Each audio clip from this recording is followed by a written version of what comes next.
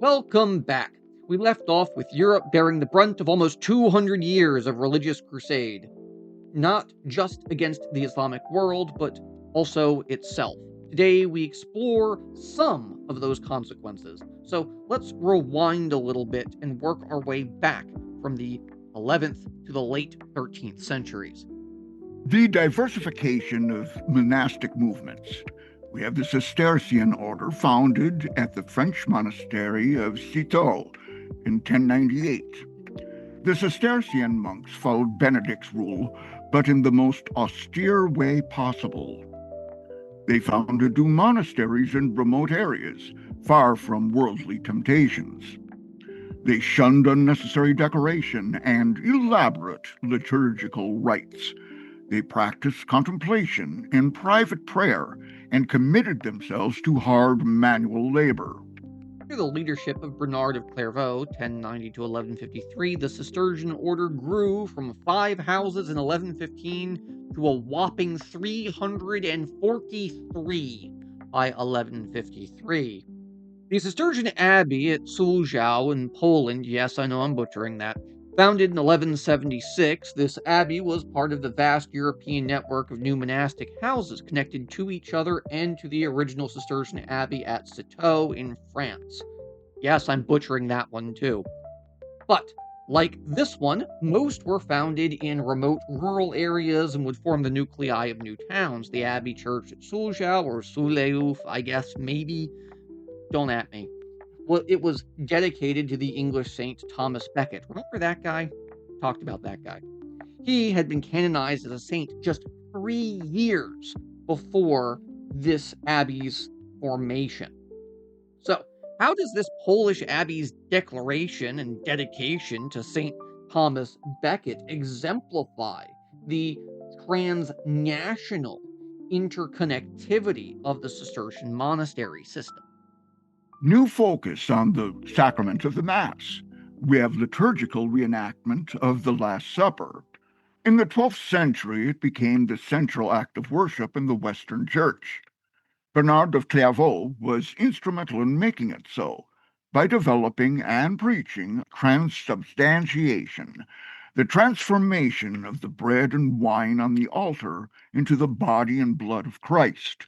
New theology of the Eucharist enhanced the prestige of the priesthood by seeming to endow it with wonder-working powers. Here's the mystery of the Mass. In this transcript illumination, the visionary Hildegard of Bingen illustrates the doctrine of transubstantiation. In the lower register, the bread and wine of the Mass placed on the altar are being transformed into the body and blood of the crucified Christ, depicted in the upper register.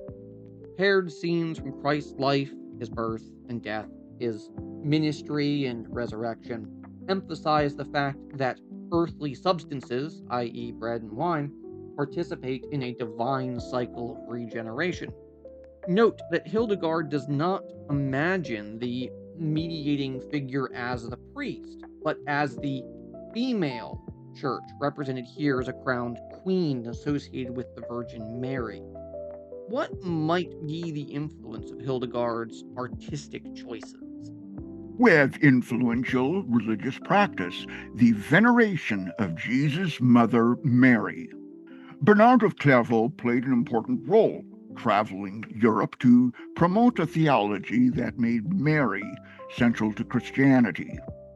Catholic teaching would eventually hold that Mary gave birth to Jesus while a virgin, remained a virgin after Jesus' birth, and that she herself was conceived without sin. Mary became the exact opposite of Eve. By bearing Christ, original sin was atoned. Hildegard of Bingen's divine inspiration. This is my favorite portrait of Hildegard. It also shows her male secretary, Volmar. It appears in her book, Skiwias, To Know the Ways. It shows Hildegard as the recipient of the divine vision, represented here as tongues of fire. Yes, that's the octopus holding her head.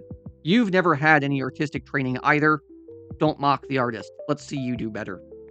Anyway, these tongues of fire are effectively licking her head, giving her this divine inspiration in which she is transcribing this inspiration into wax using a stylus. Remember our Mesopotamian units and stuff? Yeah, the stylus never went away. It was, of course, a common method for composing the first draft of a written work because paper and parchment are expensive. Volmar is placed outside the frame in which her vision is occurring, and he is prepared to copy into effectively a formal draft her finalized words on that parchment. But what does this image tell us about medieval ideas of authorship and authority? What does it suggest about the relationship and status of the female as well as male figures? New doctrines raised Mary from God's handmaid to that of heaven's queen. Reputation as a miracle worker, many stories and hymns celebrated her virtues. Almost all the new cathedrals were dedicated to Our Lady. Two effects elevated a female figure to prominence and celebrated virtues associated with femininity, motherhood, healing, nourishment, mercy, and kindness, made Mary an unattainable model. She alone could be both virgin and parent. Here we have the Virgin and Child. This is an exquisite ivory sculpture, just about 7 inches high, and it was carved in Paris around the mid to late 13th century as an aid to private devotion and prayer. Remember icons? Yeah. The Mother of Jesus, Mary, was also regarded as the mother of all humanity, the Alma Mater, the nourishing mother, who could be relied on to protect and heal those who asked for her help. At the same time, Innocent embraced two other popular movements and turned them into two new religious orders, the Dominicans and the Franciscans. Like the Waldensians, the friars of these orders imitated the life of Christ and his apostles by itinerant preaching, establishing missions in Europe's growing towns, preaching and offering spiritual assistance to the poor, embraced poverty and begged for a living, hence mendicants. The Dominican order was only separated from the Waldensians by their allegiance to papal authority. The Dominican order, founded by Dominic of Osma, 1170 to 1221, a Castilian theologian, would ultimately be approved in 1216, dedicated to the prosecution of heretics and the conversion of Jews and Muslims. Remember the Spanish Inquisition? These guys will become the Spanish Inquisition. They hoped to achieve these ends by preaching and public debate and sent many members to nascent universities for education to further these goals. St. Thomas Aquinas is probably the most famous example. They soon became associated with the use of other persuasive techniques. In other words, the Inquisition, which of course became formalized in the 13th century. Now, Francis of Assisi, from 1182 to 1226, was the son of an Italian merchant who rebelled against the materialistic values of his father. He stripped himself of his worldly possessions, put on the tattered garb of a beggar, and began to preach salvation in town squares. He did this with no episcopal approval, but when he professed obedience to Pope Innocent III in 1209, he was granted the right to preach. The rapid growth of the order soon necessitated administrative stability in doctrinal training. The Franciscans were committed less to doctrine and discipline than to the welfare of the poor and the cultivation of personal spirituality. Francis's follower, Clare of Assisi, 1194 to 1253, wanted to found a very similar female order, the Order of Poor Ladies, but members would be cloistered and ultimately only supported by donations. They would have counterparts in Northern Europe, the Beguines, communities of laymen who lived communally and ministered to the poor. Their relationship with church officials will become tense because they were female and they studied an unauthorized translation of the Bible.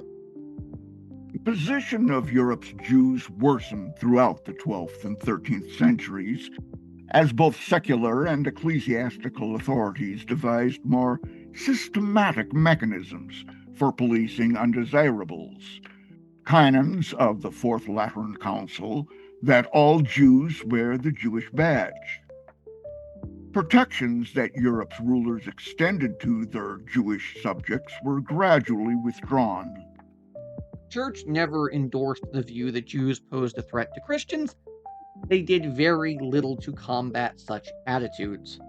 Stories would circulate that Jews were agents of evil who crucified Christian children, consumed Christian blood, profaned the body of Christ in the Eucharist, and spread disease in Christian communities by poisoning wells. The Jewish badge, that distinctive apparel which marked Jews as different from their Christian neighbors, would vary from region to region.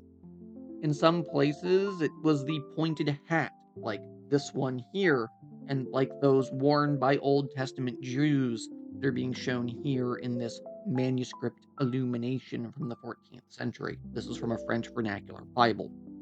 This type of hat would later become associated with witchcraft or idiocy, as in the dunce's cap or the witch's pointed hat. In other regions, Jews would be forced to wear a distinctive patch of clothing, often colored yellow to make it more visible. Sound familiar? Starting in the 1280s, European rulers began to expel their Jewish subjects, usually because they could no longer repay the sums extorted by Jewish moneylenders. Sicily in 1288, England in 1290, and France in 1306. Further expulsions followed during the 14th century in the Rhineland, and in 1492 from Spain. By 1500, Jewish communities were only in northern Italy and Eastern Europe. Remember Poland? A lot of them would be adopted by Poland. But now on to something a little less depressing. At first, cathedral schools would be exclusively for the training of parish priests, but the curriculum was broadened as the growth of governments would escalate demand for trained men.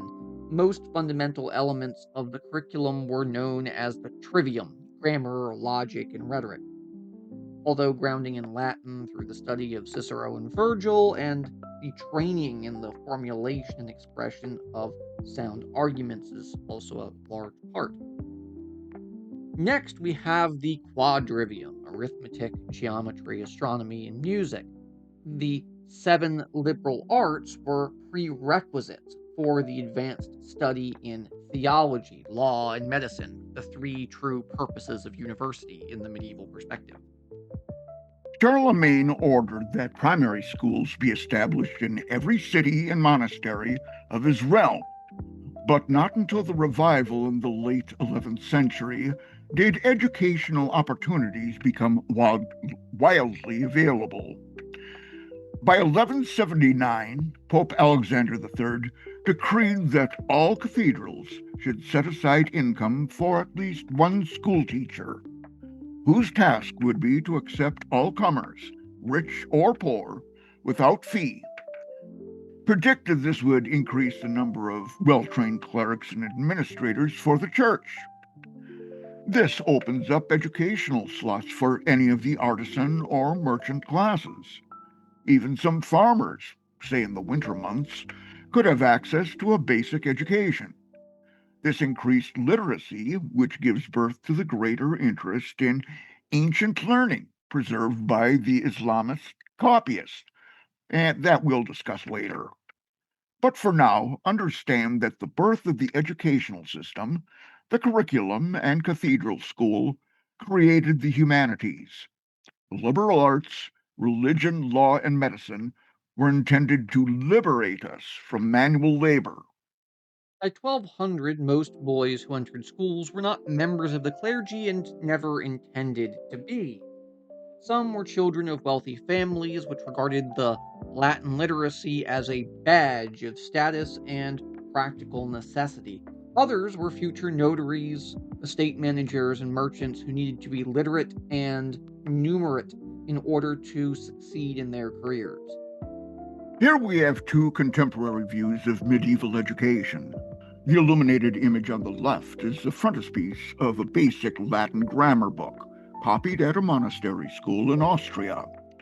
It shows Lady Wisdom, the female embodiment of knowledge, seated at a lectern with her young pupils clustered around her, learning to read and write for the first time.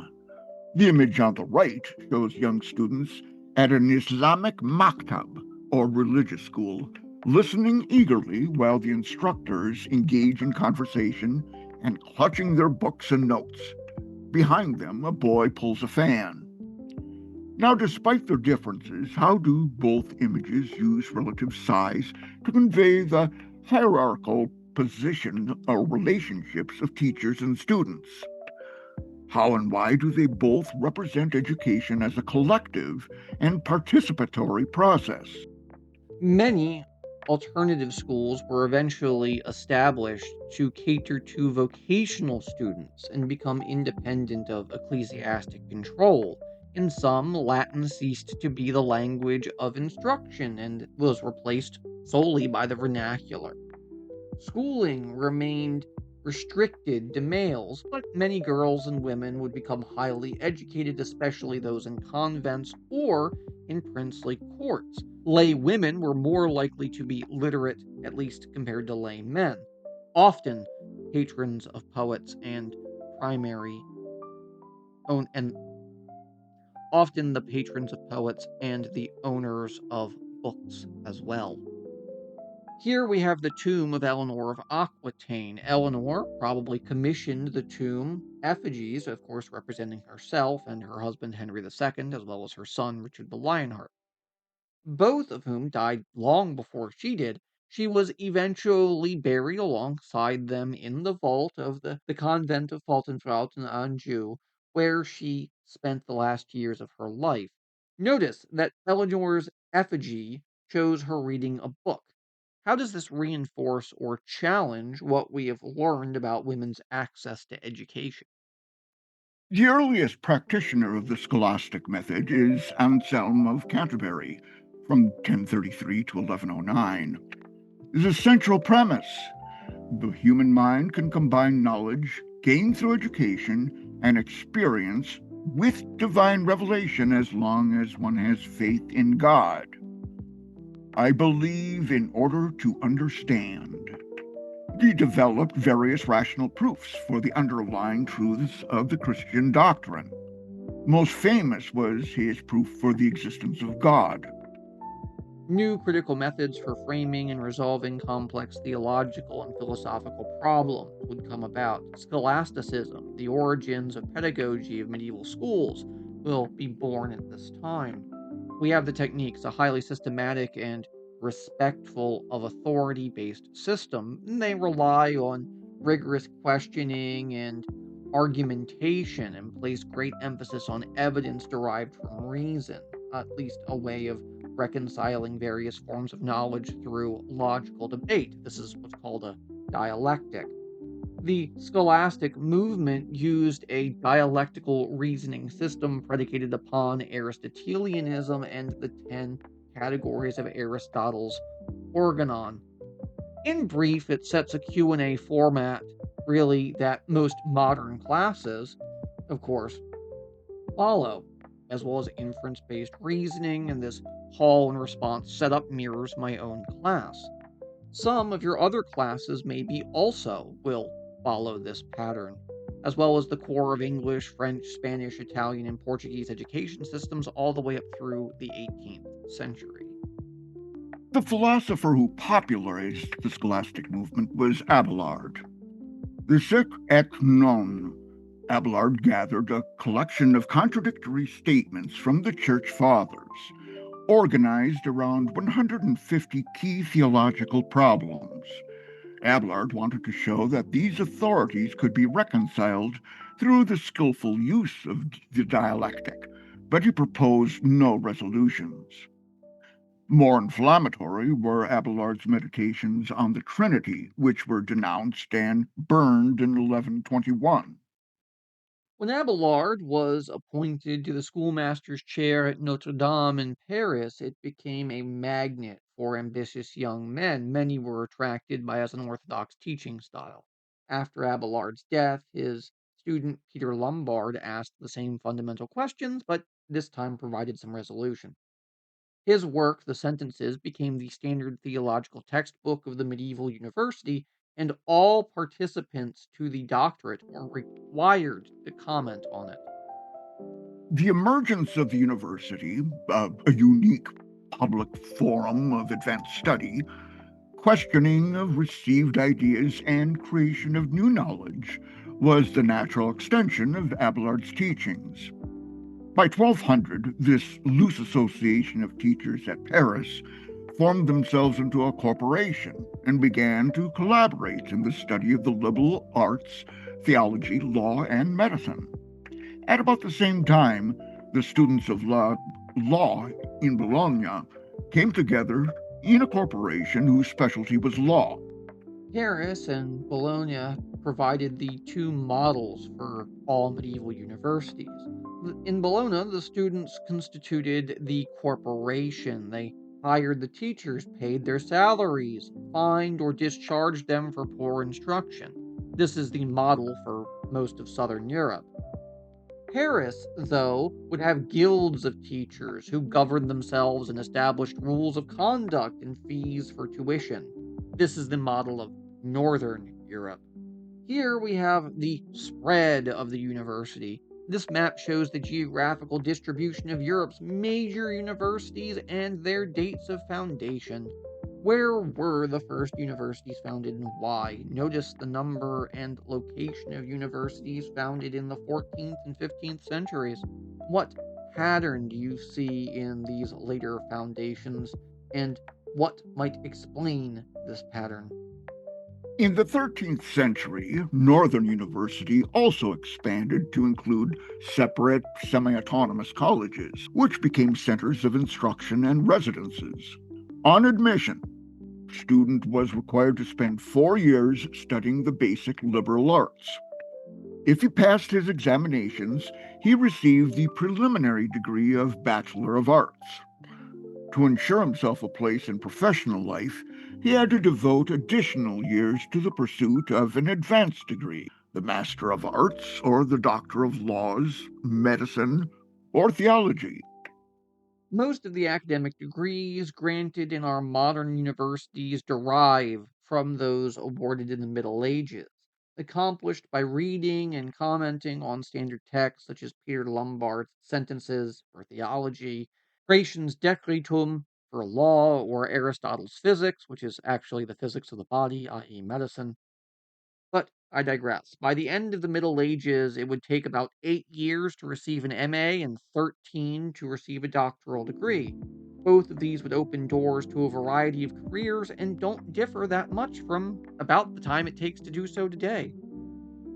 Now, student life in medieval universities. It was rowdy, since many started their studies between the ages of 12 and 15. University students generally believed that they constituted an independent and privileged community, apart from the local communities in which they lived, which often led to riots or even pitched battles between town and gown. Books were prohibitively expensive. Primary mode of instruction was the lecture, in which a master would read an authoritative work aloud to his students and comment on it, while they took notes. Most intellectual Muslim philosopher at this time was Ibn Rashid, known as Averroes, in 1126 to 1198. He single-handedly advanced the study of Aristotelian logic by publishing a series of commentaries that purged his works of all later influences. This allowed for their proper analysis and interpretation. His work was soon translated from Arabic into Latin. These commentaries were received in Western Christendom alongside new translations of Aristotle's texts from the Arabic. The prestige of Averroes was so great that Christian intellectuals called him simply the commentator, just as they called Aristotle the philosopher, as if there were no other. The intellectual revolution of the Middle Ages was hugely indebted to the intellectual legacy of Islam, which was filtering into Europe via the Crusades. Ultimately, Averroes's learning was suppressed by a new dynasty, the Lombards, who demanded that all philosophical inquiry be subordinated to orthodox Islamic belief. Averroes, exiled from Cordoba, and thereafter Islamic philosophy may have had more impact on Europe than on the Islamic world. The greatest Jewish scholar of this period was Moses Maimonides.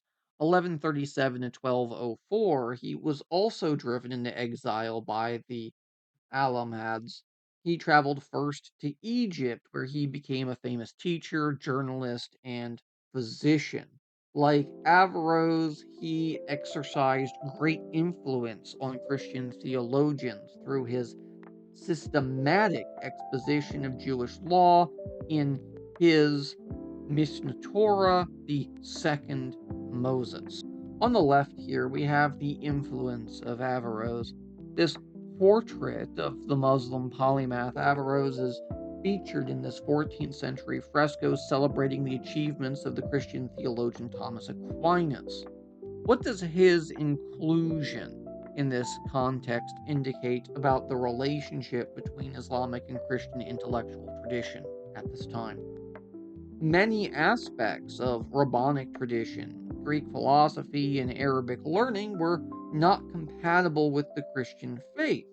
They had to be filtered through dialectical methods, hence Averroes being so important. Now let's move from one overrated thinker to another, Thomas Aquinas, from 1225 to 1274, the Dominican theologian at Paris. He believed that the study of the physical world was a legitimate way of gaining knowledge of the divine, because God had created both the world and the many ways of knowing it. He had deep confidence in human reason and human experience. He wrote the Summa Contra Gentiles to refute non-Christian religions and the comprehensive Summa Theologiae as a theological textbook. The theology of the Catholic Church still rests on Thomistic methods and principles. All right, enough.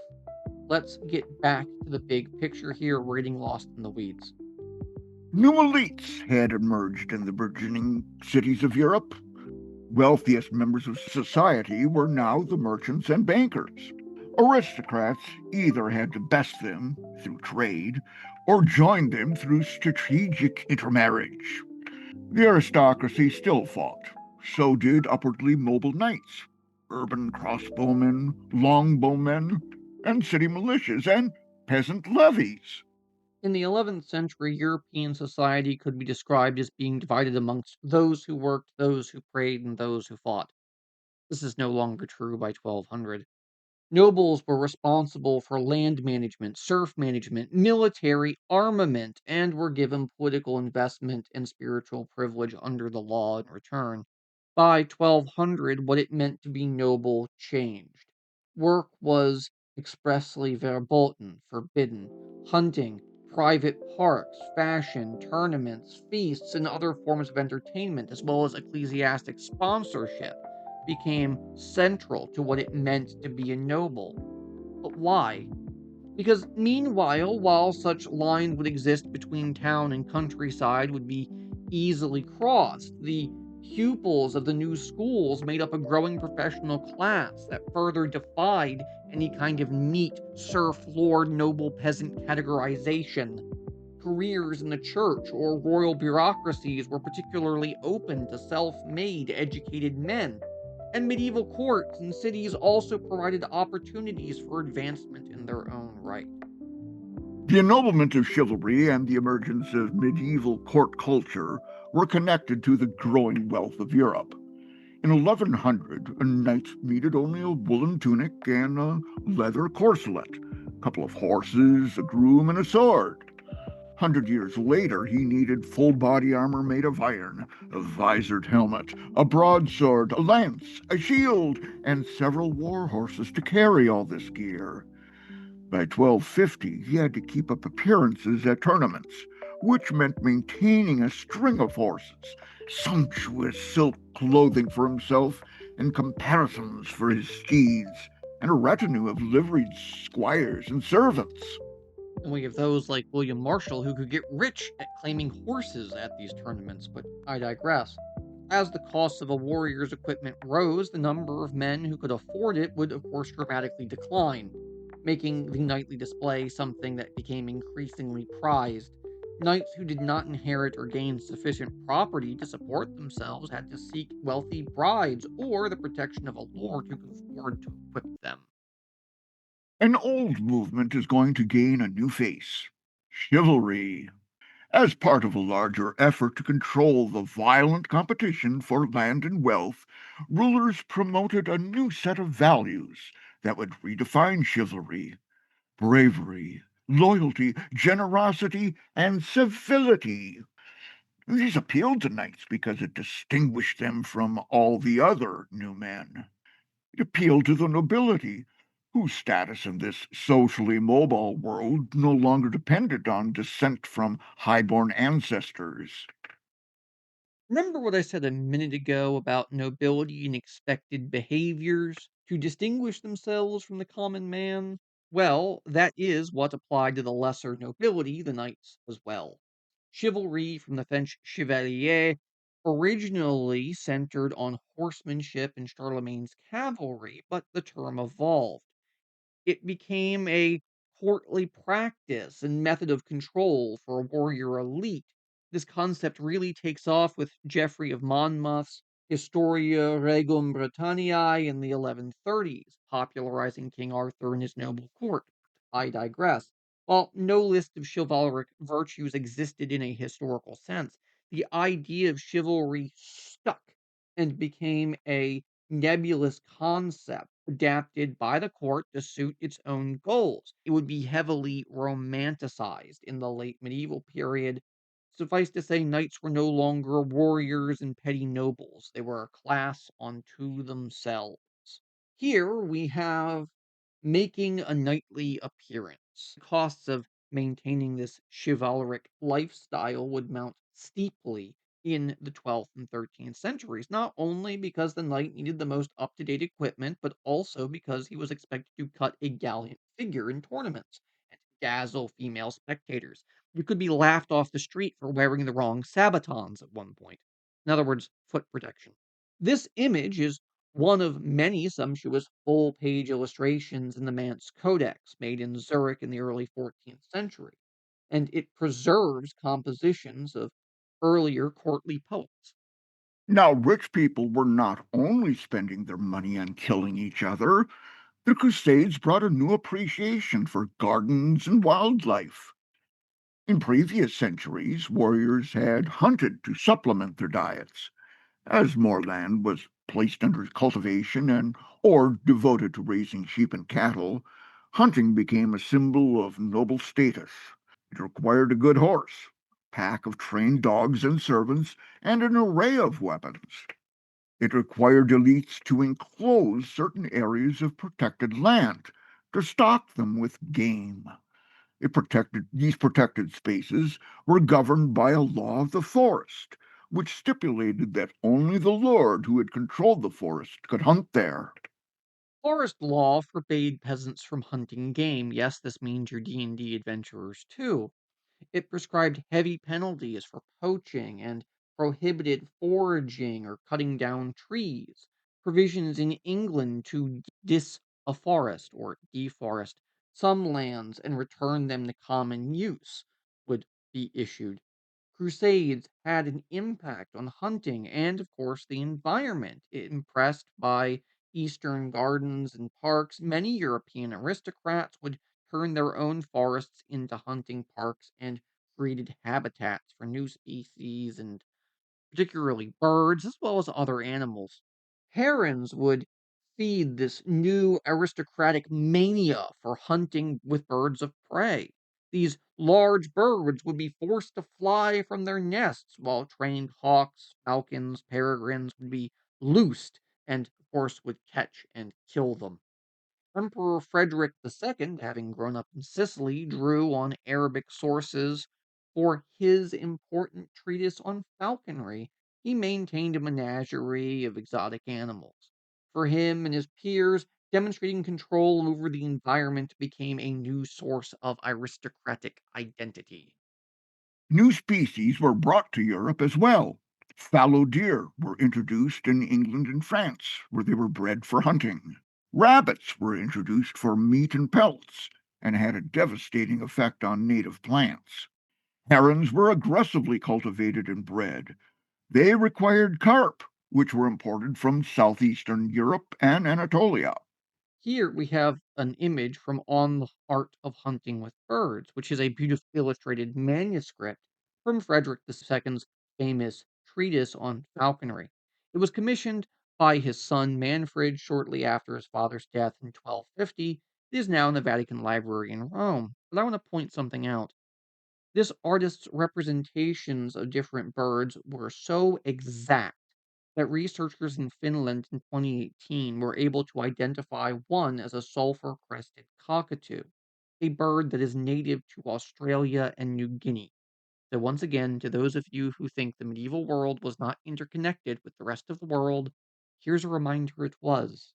But let's return to the concept of chivalry. This engineering code of chivalry would encourage its adherents to view noble women as objects of veneration who could be wooed and won by polished manners, poetry, and valiant deeds, as opposed to just being a thug with a sword and a lance.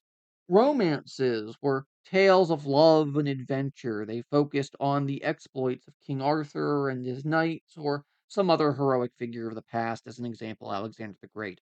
But they were attuned to female interests and concerns, threats to women's independence, enforced or unhappy marriages, disputed inheritances, fashion, and fantasies of power, etc., etc. Urban governance was likely to fall into the hands of oligarchs, increasingly as wealth generated by commerce led to marked social inequalities. But even in places where town governance was controlled by a powerful few, there were many meaningful opportunities for collective activity. Urban manufacturing was regulated by professional associations known as guilds or confraternities. The guilds, they regulated the craft and limited competition. They promoted the interests of their members by preserving monopolies. They supervised training from apprentice to journeyman to master. If the market was considered too weak to support a master craftsman, no more were accepted. Most guilds were closed to Jews and Muslims and restricted the opportunities available to women. Guilds were instruments of economic control, but they were also important social, political, and cultural institutions. Combined, they would combine the functions of religious association, drinking club, and benevolent societies to aid members in need. And a side point on women, your wife, as a guild member, was actually expected to help you and be somewhat proficient in your trade, usually counting somewhere between 1.5 and 2.5 apprentices, at least according to, say, English law in the 14th century. That said, where you get the extra half apprentice from, I'll leave that to you to figure out. Now, in the comments below, I would like you to discuss the development of the guild's system. Explore it as both an economic but also a social institution. These have been around for a very long time. We haven't really talked much about them, but they really begin to gain teeth in the 13th century. Why? Now, apart from guilds and jousts, there were plenty of vernacular entertainments. The genres of Latin poetry, song, and drama produced in this period can be considered vernacular because they made use of vernacular elements, dealt with current events, and were popular with a wide audience. Goliards produced edgy poems in colloquial Latin that celebrated the carefree life of the open road, the pleasures of drinking and dice, the joys of love, and the agonies of poverty. Let's look at the Fableau, a short story with a salacious or irreverent or even satirical twist.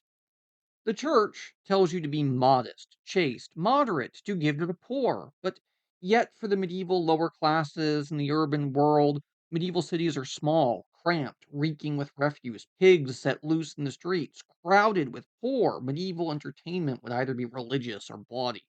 A world with zero privacy, where more than half of your daily calories and nutrients came from the beer you're drinking. These texts would lampoon different types of people striving to reinvent themselves in the town: the oafish peasant, the efficient aristocrat, the corrupt priest, the sex starved housewife, the wily student, and the greedy merchant, as well as the con man. Common themes would include gender bending and reversals of fortune. This new these texts would gain a new vernacular form. English, Italian, German, these will all replace the more traditional Latin. This common language would increase the circulation, giving birth to English literature. To take a quote from the York historian, from the late 12th century, Middle English was the first language for most of the population. However, it was rarely used in writing, with Latin and French being preferred. This began to change by the 14th century when written English became more culturally significant. Whilst English never completely replaced Latin and French in this period, its rapid rise in popularity is certainly clear. Two key reasons for this are a growth in national identity and the need for wider access to knowledge across the English population. Their article discusses both of these cases in case you're interested, and I'll put a link in the description. The rise in power and wealth of the church led to some new construction. The cathedral. A cathedral building campaign needed support of the nobility and resources of the wealthy, learning of trained theologians, and the talents of urban craftsmen. There was a transition from the old Romanesque style in churches and buildings, the rounded arch with its massive stone walls, as the big demarcator of the Romanesque, as well as sturdy supporting columns, small windows, and features conveyed regularity and stability. It almost looks like a fortress or a fortified building, something that you can defend. The Romanesque gave way to the Gothic, the pointed arch, the groined and ribbed vaulting. There were flying buttresses, which is an external support that strengthened the thinner stone walls. Stained glass windows, whose light would illuminate elaborate decorative programs that made the cathedral an encyclopedia of knowledge. Medieval cathedrals were not only merely edifices, they were theaters for performance of liturgy, music, drama, preaching.